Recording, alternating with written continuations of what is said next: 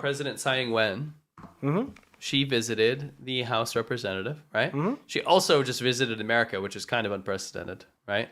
The reason being... Well, her previous counterparts have transited through America before. Yes. But they just didn't meet up with, like, big heads, you know, this is political a big deal. figures. This is a big deal. Mm-hmm. Now, China, quick, super brief history. China claims Taiwan as its own. It, in fact, is a separate country. It runs itself. It's its own currency, own government, everything. It's like a 90-something on the Freedom House Index. China's a 9.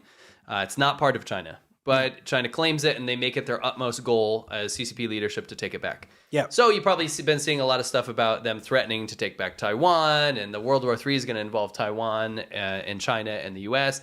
Taiwan makes all the world's chips, so both countries really are vying for Taiwan's kind of control. You know, that kind of nonsense discourse is going on. The truth of the matter is that it's an independent country. Yeah. And it deserves to be left alone. Mm-hmm. China won't leave it alone. No. That's really the be all and end all. So whenever Taiwan makes a display of saying, yeah, we are a separate country, we're a separate entity, you know, we're not controlled by you, China has to throw a tantrum. Right? Every single time. They've done this so many times, time and time again, right? Yeah. Go to the next slide. We'll go through about what happened here because it was pretty so we told you guys last time, okay, when she spoke to the House of Representatives at the Ronald Reagan Library, then China sanctioned the library, which is dumb. Yeah. Right? Yeah. And of course, then China launched Operation Fishkill 2.0. Yeah.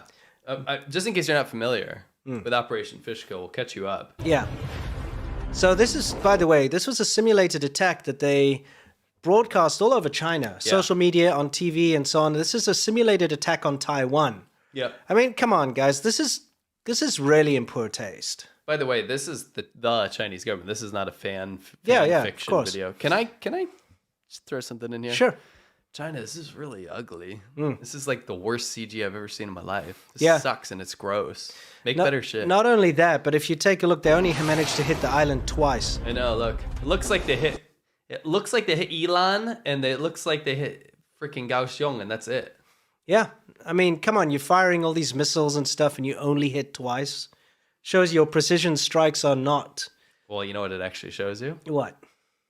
It was Operation Fishkill. Yeah, because all they wanted they're just trying to kill the fish. They've done this before, again. Yeah. I just wanted to rewind a little bit to show you guys the first round of Operation Fishkill. Yes. That is such crap media that they put out, by the way. This poor fish is so worried.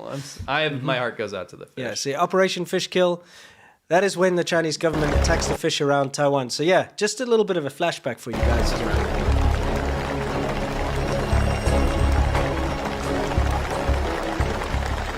我命令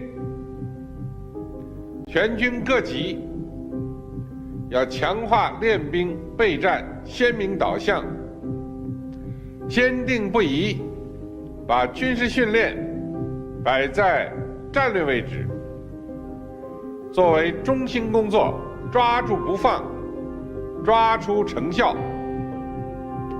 要坚持领导带头，以上率下。 坚持实战实训，连战连训，坚持按纲施训，从严治训。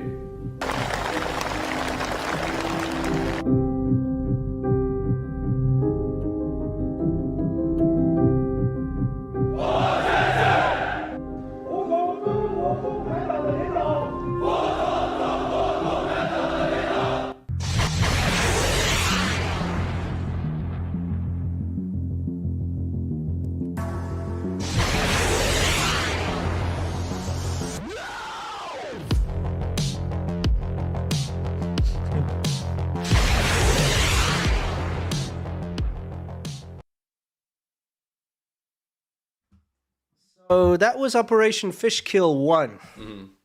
Which, by the way, was a joke. It was. I mean, they did murder all the fish because they literally launched... this all happened. Yes. The speech is a joke. Yeah, the speech was a joke. But the actual launching of missiles into the sea... Yeah, they wanted to show force. Yes. And that's what happened last time. Now, this time they actually put a blockade around the island. Yeah, and a no-fly zone. Yeah, which is kind of an act of war. Yeah, I mean, I would say. Yeah, and they did live fire drills, as you can see in this graphic above us, into the sea. Yes. wasting vast amounts of ammunition and jet fuel because they were also testing aircraft carrier takeoffs and all this kind of stuff. Yes. And for what? They achieved nothing again. No, again, here's the deal. This has been declared so many times. I mean, if you pull up any news, they're like, finally, this is when it's going to happen. Now China's going to invade. Do you see this? See it? Just like Russia and Ukraine and stuff. And I'm not saying that they're not. I do vehemently believe that at some point China will invade Taiwan. Yeah. It's just, it's so hard. Like, we never can make a prediction properly because we never know. They've literally threatened this thousands of times now. Yeah. Thousands of times. Absolutely. At an official level since Mao Zedong, right? Yeah, that's all they could do. It's ramped up a lot, a hell of a lot. It's definitely a way more precarious situation than it's ever been. Yes. Things have definitely not slowed down. It's only escalated, and this is the next level of escalation. Correct. But I just want to tell you from a Taiwanese perspective. I talked to some people in Taiwan, and the kind of feeling on the ground is a bit of like mockery and being jaded. They're just like, oh, they're just doing this stupid clown show again. I talked to this guy, right? Yeah. And he's a friend of my friend. And he said, listen, we're sitting here eating dumplings, right? Yeah. While China's spazzing out, telling their people that, we're about to go to war and literally they're running a lot of popular media in China that is insinuating that they're about to take Taiwan. They're getting pop stars and really getting the whole kind of entertainment sphere behind the idea that they're going to have to go and sacrifice a bunch of soldiers to take Taiwan, right? Sure. It'd be one of the most difficult military operations in the history of mankind to do this, right? So it would take billions, if not trillions of dollars. Yes. It would take millions of lives. It would be an absolute nightmare bloodbath. But China's brainwashing its populace to get ready for this. While in Taiwan, there's freedom of media, freedom of press. People can have whatever opinion they want, and they see all these threats. It's not being blocked, right? Yeah. They have to actually live on this island with the looming threat of this massive nuclear power aimed at them all the time, right? And this guy I talked to, he said, we're sitting here eating dumplings because, I'll be honest with you, it's hard not to just laugh at them every time they say they're going to do something and then they don't actually do anything.